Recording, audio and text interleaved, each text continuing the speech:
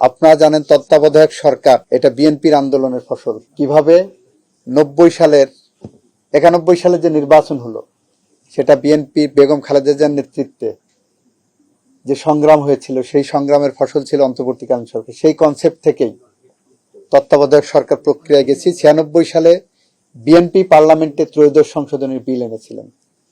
এনে নির্দলীয় নিরপেক্ষ তত্ত্বাবধায়ক সরকারের সাংগঠনিক রূপরেখা তৈরি করে দিয়েছিলেন এবং বিএনপি এটার জন্য বিগত 16-17 বছর ধরে সংগ্রাম করেছেন।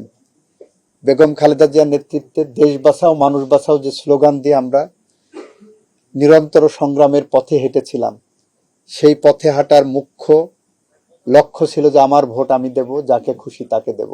এবং সেই প্রক্রিয়ায় ফেরার জন্য তত্ত্বাবধায়ক সরকারের বিকল্প কোনো পথ ছিল না। আমরা সেই জায়গাটা রাজনৈতিকভাবে অঙ্গীকারবদ্ধ।